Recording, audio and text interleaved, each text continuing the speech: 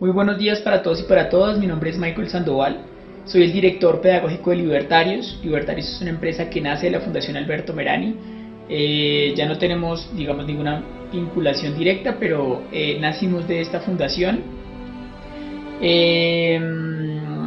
La Fundación Alberto Merani es una institución que hace 20 años trabaja por la educación del país, creó el primer colegio para niños superdotados en Latinoamérica y hace 14 años implementa programas de mejoramiento pedagógico para niños no diagnosticados con superdotación. Nosotros nacemos de esa fundación. Hace 7 años el dueño de esa fundación, o uno de los directores de la Unidad de Innovación y Desarrollo, le dijo a todos los empleados: renuncien al empleo y conviértanse en empresarios, cojan mis productos, véndanlos y con esos productos desarrollen sus propios proyectos. Y nosotros hicimos parte de ese experimento. Éramos 12 proyectos, solamente sobrevivieron 2, entre ellos Libertarios. Vamos a hablar fundamentalmente de 4 cosas el día de hoy. La primera es emprendimiento, la segunda es educación económica y financiera, la tercera es cátedra para la paz y la cuarta es servicio social. ¿Listo? En temas de emprendimiento, educación económica y financiera y pedagogía, tenemos todo el respaldo de la Fundación Alberto Merani, porque nosotros entrenamos a sus asesores, a sus maestros. Nosotros hicimos parte del centro de entrenamiento académico y didáctico de esta fundación. Por eso sabemos de pedagogía y sabemos de cómo se estructuran actos educativos. Y por parte de emprendimiento, nosotros nos hemos ganado 2 premios de emprendimiento. El primero fue Impulsa por 280 millones de pesos, el segundo fue Destapa Futuro por 21 millones de pesos y el tercero fuimos finalistas en el concurso Ventures. Es decir que somos personas que sabemos de pedagogía, pero también sabemos cómo funciona el ecosistema del emprendimiento en este país. Nuestro sueño fundamentalmente cuando iniciamos Libertarios era jalonar la riqueza de la nación a partir de la educación. Nosotros queríamos que los chicos trabajaran en las empresas de conocimiento que estaban cambiando el mundo, que trabajaran en Facebook, en Google, en Microsoft, y que pudiéramos ofrecer una educación transformadora, ¿verdad? Para esto lo que hicimos fue analizar más de 2.800 clases en más de 140 colegios desde La Guajira hasta La Guainía. Entramos a las clases de los maestros a analizar las mejores prácticas de estos maestros y empezamos a sistematizar. Eso fue un proceso que duró 4 años. Después de eso empezamos a analizar las investigaciones a nivel mundial que planteaban cómo se estaban mejorando los sistemas educativos, cómo estaba mejorando Madhya Pradesh en India, o Minas Gerais en Brasil, o Cabo del Sur en África, ¿verdad? Y después de analizar las investigaciones a nivel mundial y a nivel nacional, empezamos a capacitar a 2.845 maestros en 80 colegios en todo el país. El resultado de esto es que logramos que los colegios pasaran de ICFES de nivel bajo a ICFES de nivel superior en 3 años. Pero pues nuestro país no estaba siendo más rico, ni ninguno de nuestros niños estaba trabajando ni en Google, ni en Facebook, ni en Microsoft, ni tampoco estamos transformando las realidades concretas, y eso pues nos puso muy tristes. Y además de eso encontramos que las personas más pobres de este país estaban condenadas a la peor educación. Estos son los resultados de lenguaje y matemáticas de los colegios privados en comparación con los colegios oficiales urbanos y en comparación con los colegios oficiales rurales. De manera independiente, la Fundación Alberto Merani analizó todos los colegios del país y cruzó cuánto pagaban de pensión los niños con cuánto sacaban de ICFES, y encontró que los colegios que pagan menos de 90.000 pesos de pensión tenían mejores resultados que los colegios públicos. Y un niño en un colegio público vale 4 millones de pesos al año, es decir, 400.000 pesos al mes. Si les entregáramos ese dinero a los padres de familia y pudieran elegir el colegio público o privado que quisieran, la educación de este país avanzaría en 20 años. ¿Ya?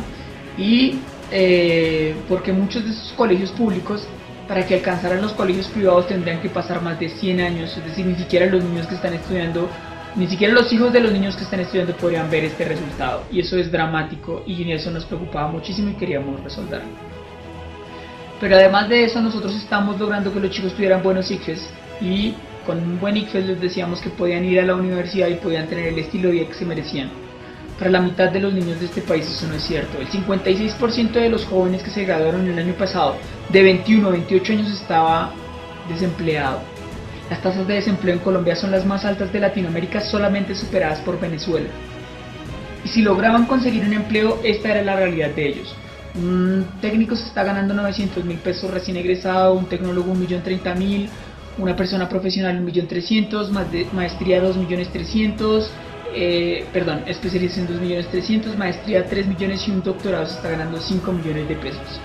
Y cuando les preguntamos a los chicos cuánto es su salario soñado, Ellos decían 30 millones, 40 millones, la pregunta es cómo lo iban a conseguir. Por la ruta del empleo no necesariamente lo iban a conseguir. Además de esto aparecía toda la coyuntura de Cátedra para la Paz. Sí, cómo íbamos a asumir el tema del posconflicto y del decreto nuevo que sale.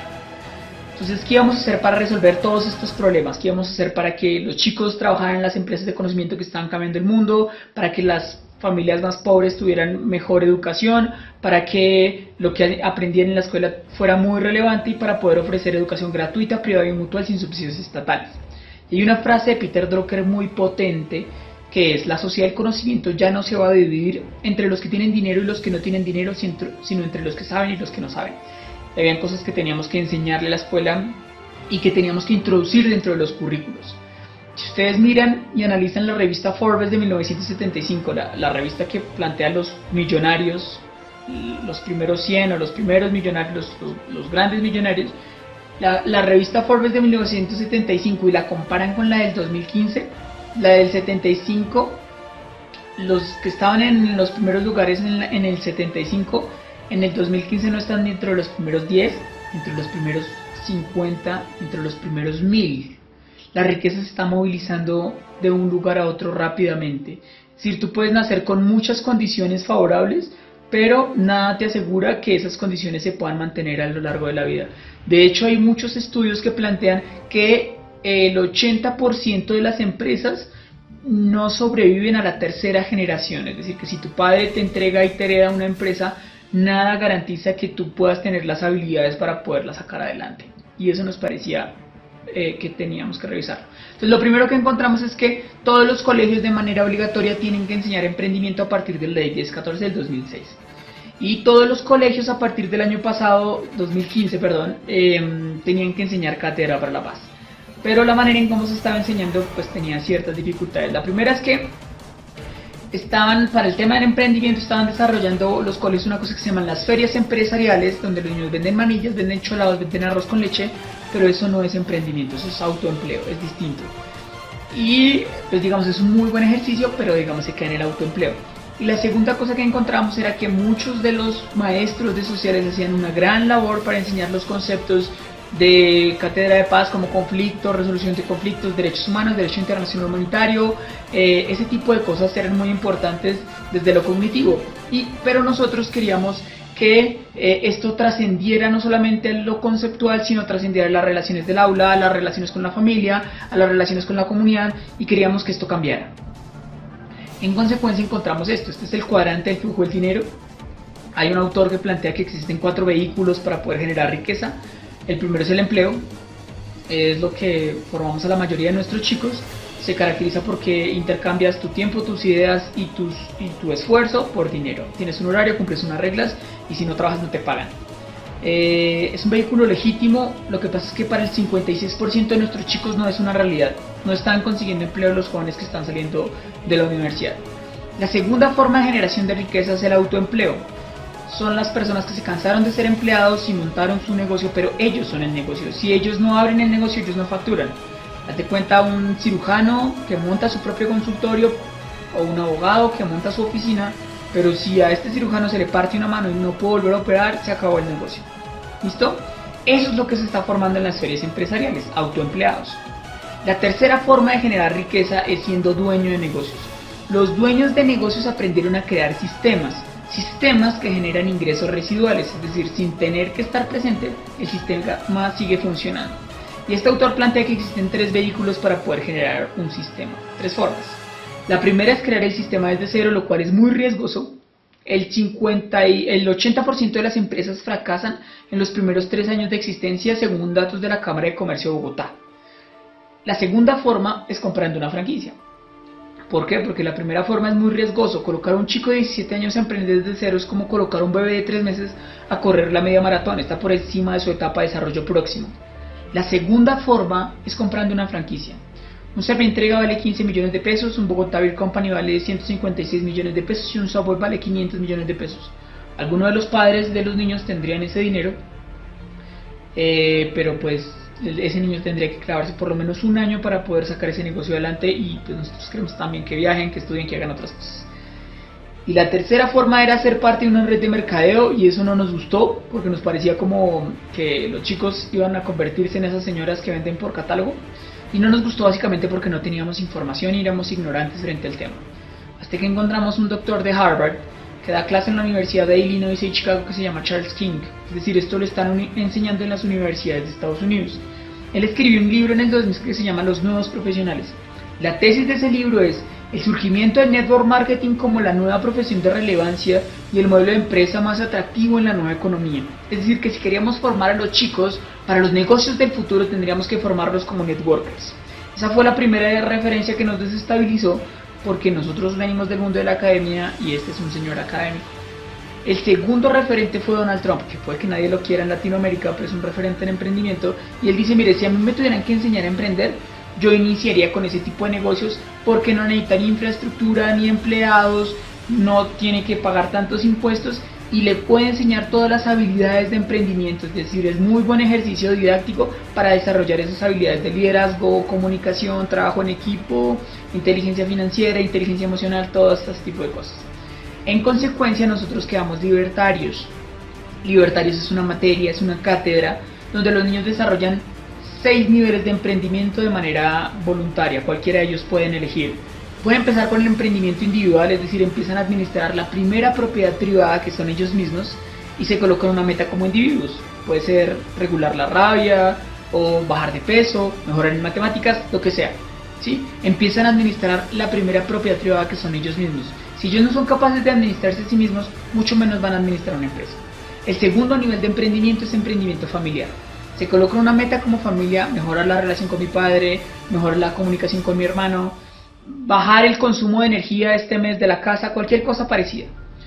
El tercer nivel de emprendimiento es emprendimiento comunitario. Identifican una problemática particular de su comunidad y empiezan a trabajar en ella. Le están haciendo bullying a un chico, tenemos un problema de bulimia en el salón, cualquier tipo de cosa parecida que favorezca a la comunidad. Tienen indicadores semanales que ayudan a que este niño pueda desarrollar ese tipo de emprendimientos y que no sea carreta, sino que en realidad esté desarrollando algo por su comunidad, por el colegio, por el barrio, lo que sea. El cuarto nivel de emprendimiento es emprendimiento comercial.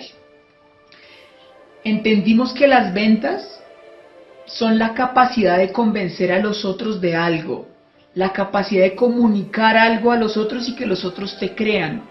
Está directamente relacionado con los estándares curriculares de lenguaje en producción de textos orales, particularmente argumentativos, que son los que se ven en grado 10º y en grado 11. Por eso nos parecía tan potente que los niños pudieran desarrollar esa capacidad de comercializar productos, bienes o servicios, porque poníamos a prueba todas estas habilidades que plantea el Ministerio de Educación Nacional, que los niños lo ven como una cosa aburrida, lo podíamos materializar en la vida real. Por eso nos parecía tan importante el proceso de comercialización. Además, porque la civilización humana permitió que no nos matáramos unos a otros, sino que intercambiáramos de manera voluntaria bienes, productos y servicios, y eso nos parecía muy potente, que los niños entendieran esta cosa, que podían satisfacer las necesidades de los otros, entender cómo funcionan los otros, que puede que lo rechacen, y eso era muy importante porque hacía parte de los procesos de inteligencia emocional que queríamos desarrollar en los chicos, y que pudieran a partir del rechazo volver a levantarse y empezar de nuevo, que eso es tolerancia a la frustración y que era muy importante para nuestros chicos en temas de desarrollo afectivo. Por eso nos parecía tan potente esta didáctica y ese nivel de emprendimiento. El siguiente nivel de emprendimiento es emprendimiento comercial en redes. Es decir, los niños empezaban a desarrollar sus capacidades de liderazgo, sus capacidades de enseñarles a otras personas cómo desarrollar su potencial y cómo convertirse en líderes y en maestros de emprendimiento, y montaban sucursales en los otros grados para desarrollar una red de negocios. Y el último nivel de emprendimiento es emprendimiento en redes de mercadeo.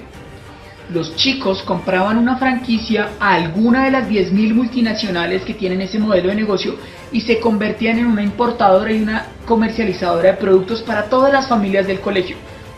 Más que el tema de la comercialización a las familias, era la capacidad de liderazgo para que un solo niño o varios niños cogieran toda una comunidad educativa y les dijeran vámonos hacia allá y que la gente lo siga. Eso se llama liderazgo y es en últimas lo que queremos desarrollar en los niños. Porque si tienen la capacidad de hacer eso con una comunidad de 700 familias, pueden echarse adelante cualquier proyecto y que la gente los sigan. Es decir, se convertirían en influenciadores. Eso es lo que nosotros desarrollamos en Libertario en los 6 niveles de emprendimiento. Ahora, ¿esto que tiene que ver con Cátedra para la Paz?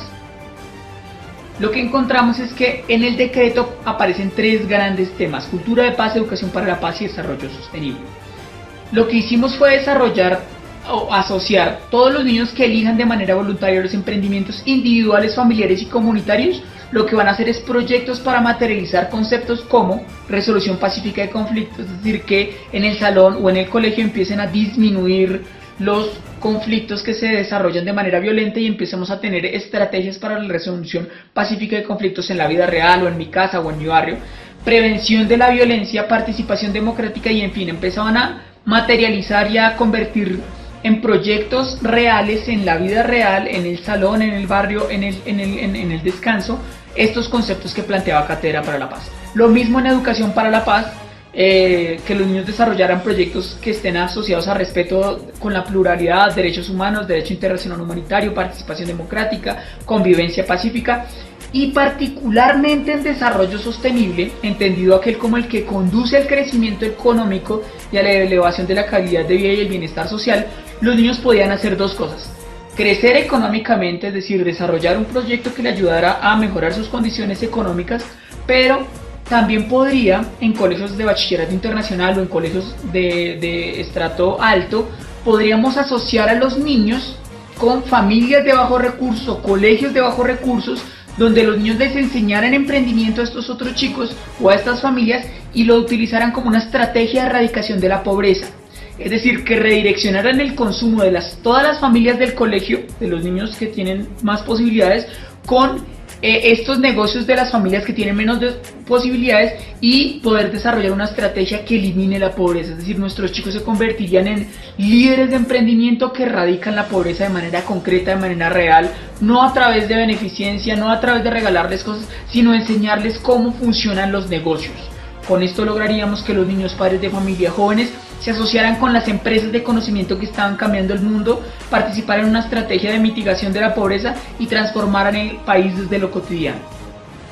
Todo esto está compuesto con una implementación que incluye 6 sesiones de capacitación para los maestros de 30 horas cada una, las 32 sesiones planeadas y listas para ser ejecutadas por los maestros con propósitos, enseñanzas, evaluación, toda la estructura pedagógica, las 4 sesiones de padres para el inicio, el desarrollo y el final del proyecto para que los papás entiendan de qué se trata este proyecto, 32 paquetes de audios de líderes mundiales para que los niños se puedan inspirar con pensamientos de éxito y que empiecen a conectarse con personas de influencia, 32 videos de planeación y modelación de las clases donde los niños pueden, desde su casa, desde la comodidad de su casa, si no pudo ir al colegio, se quiere adelantar o quiere reforzar algún concepto, o el papá quiere entender que lo que les estamos enseñando en Libertarios, ellos lo pueden ver a través de un aplicativo web durante un año, todas las evaluaciones para los estudiantes y el montaje del programa social para poder desarrollar educación gratuita, privada y mutual sin subsidios estatales.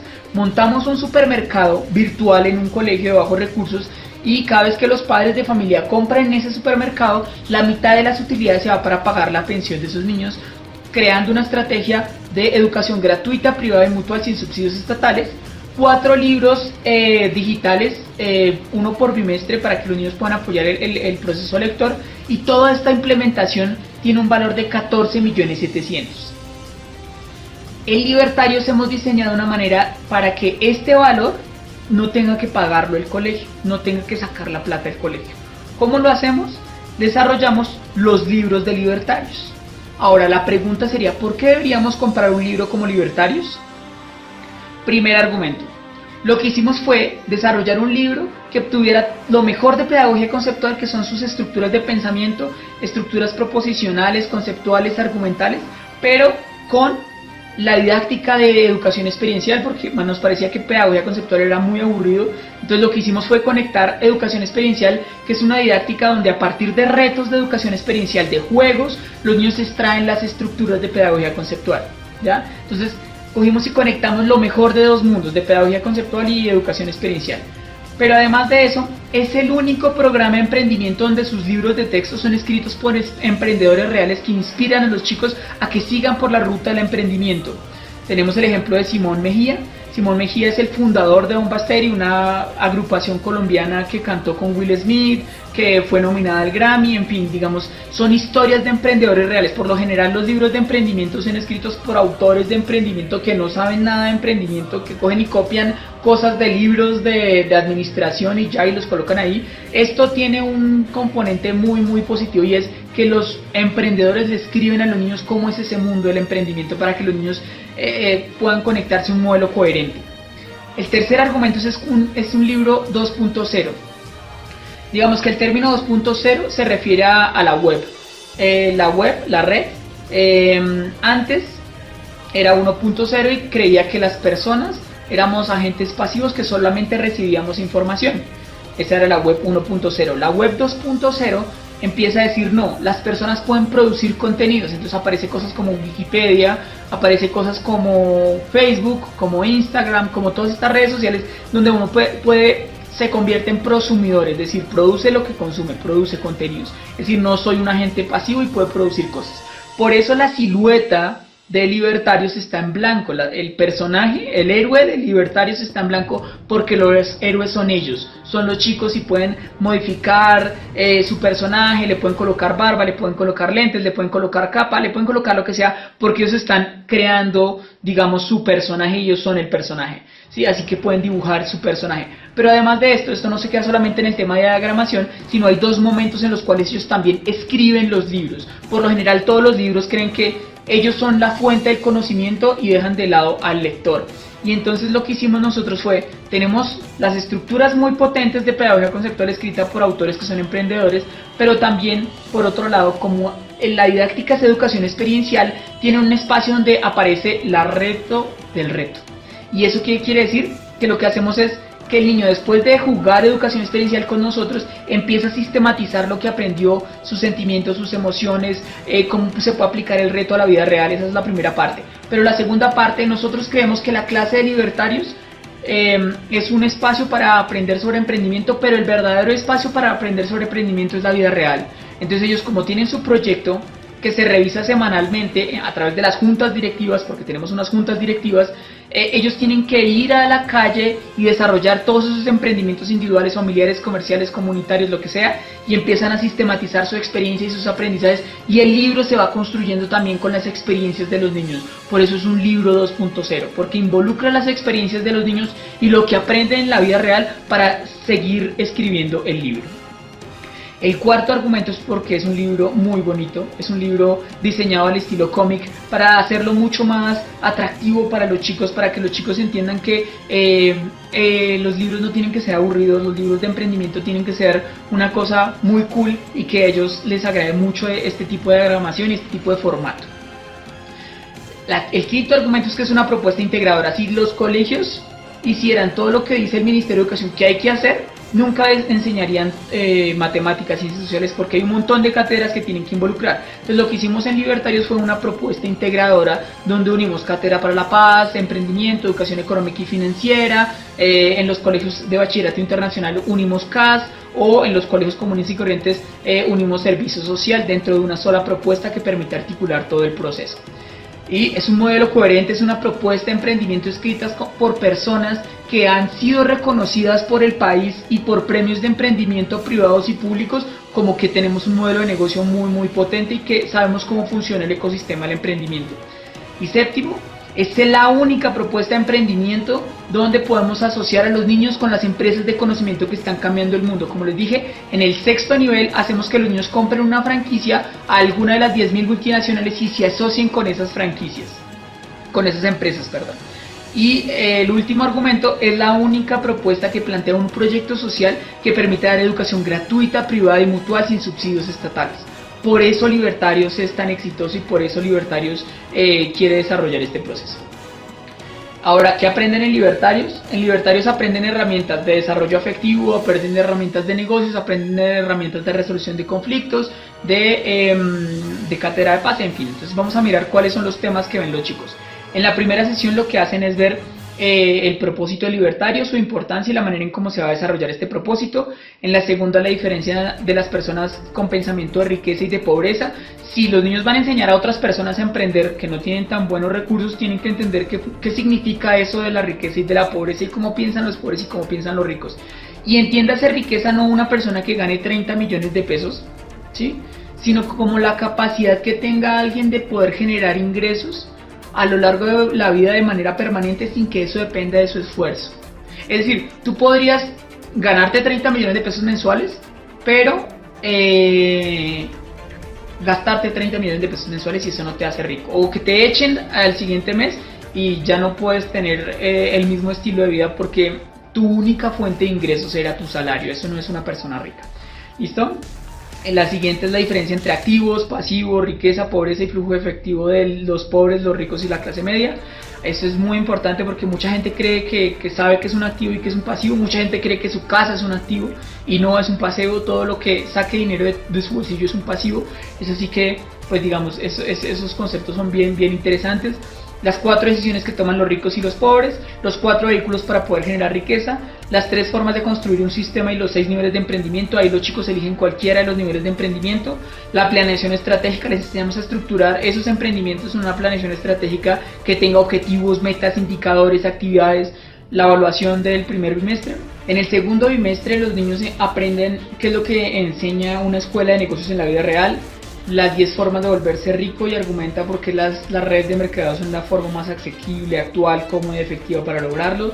El poder de las redes, entender que vender la habilidad es la habilidad más importante de los negocios y entender que vender es la capacidad de convencer a los otros de algo, ¿sí?, de persuadir a la gente de algo, de entender que lo tienen que rechazar a uno porque hace parte del proceso natural y reponerse de ese rechazo, digamos, está directamente vinculado a todos los estándares curriculares del lenguaje en producción de textos orales, porque está comunicando algo, pero además de eso, en los estándares curriculares del lenguaje que plantea el Ministerio de Educación Nacional, en el curso de grado 10º, lo que debe producir son textos argumentativos. Está directamente relacionado porque cuando estás expresándole a alguien tu oferta de valor, tienes que plantear argumentos de por qué esa es la mejor oferta de valor. Por eso es tan potente esa habilidad para nosotros, porque está asociado no solamente al tema del lenguaje, sino al tema del desarrollo afectivo. Cuando a ti te dicen que no y te rechazan tu oferta de valor, tienes que reponerte así sea doloroso y aprender de esa persona, entender que esa persona no es una persona mala, sino es una persona que te está enseñando, y aprender de tus errores te va a permitir ser muy buen comunicador y mejorar tus habilidades de comunicación. Por eso es tan importante esta sesión. La siguiente es identificar la importancia del liderazgo en los negocios, puro desarrollo emocional. La tercera es identificar por qué no hay que trabajar por dinero. La siguiente es la importancia de soñar. Es muy importante soñar. En la escuela tradicional no se habla de sueños, pareciera ridículo hablar de sueños, pero si nos damos cuenta, los grandes soñadores son los que han cambiado la historia del mundo. Sí, las personas que se atrevieron a soñar, a pensar diferente, Steve Jobs, Larry Page, Sergey Brin de Google, Richard Branson, en fin, las personas más destacadas, Leonardo da Vinci, las personas que más han desarrollado el planeta son las personas que han soñado y que han creado cosas que la gente decía que eran imposibles de desarrollar. En el siguiente trimestre los chicos aprenden a cambiar de paradigmas, a ver las cosas de una manera diferente, a estrategias para ser proactivo, es decir, hay 2 formas de reaccionar en la vida, una siendo reactivo, y es frente a las cosas que suceden en mi alrededor, le dejo que controlen mi vida, esa es la reactividad. En cambio, las personas proactivas es tomo las riendas de mi vida y a partir de lo que sucede miro qué puedo hacer yo desde mis recursos, desde mis habilidades para poder cambiar la situación, no echándole la culpa a todo el mundo de lo que me sucede, sino asumiendo la responsabilidad de las cosas que suceden. La siguiente es estructurar mi misión en el mundo. Mucha gente no tiene claro para qué vino este mundo, para qué debería hacer acá, y digamos, si fuera el último día de su vida donde están leyendo su epitafio, ¿qué le gustaría que dijeran de usted? Fue una persona amable, fue una persona cariñosa, logró esto en el ámbito laboral, logró esto en el ámbito familiar. Eso es lo que nos ponemos a pensar a los chicos en esa sesión. herramientas para trabajar con otras personas, para entender cómo son los comportamientos de las otras personas, entender que las personas no son malas, sino que necesitan ciertas cosas para poder trabajar con ellas, desarrollar las habilidades para entender las necesidades de los otros, aplicar herramientas para desarrollar sinergias, para entender las cualidades de las otras personas y poder conectarse con esas cualidades y desarrollar el mejor potencial, la evaluación del proceso. En el siguiente bimestre, en el último bimestre, aplican herramientas para mejorarse a sí mismos, para mejorar todo su potencial, para volverse mucho más eficientes, mucho más efectivos. En la siguiente sesión, identificar las 3 claves que empresarios, líderes y entrenadores usan para sacar lo mejor de otras personas, cómo retroalimentarlos, cómo sacar el mejor potencial de ellos. En la siguiente sesión, desarrollar la capacidad de persuadir a las personas utilizando la ley de la conectividad, cómo conectar a la gente y que la gente haga lo que tú quieras a partir de esa ley. Lo mismo con la ley de la participación y herramientas de neuromarketing parte 1 y parte 2 y la evaluación del proceso. Esto es lo que nosotros desarrollamos en Libertarios. En Libertarios nuestro sueño es poder jalonar la riqueza de la nación a partir de la educación, asociando a los niños con las empresas de conocimiento que están cambiando el mundo y creando una estrategia que permita dar educación gratuita, privada y mutual sin subsidios estatales, transformando el país desde lo cotidiano. Muchas gracias.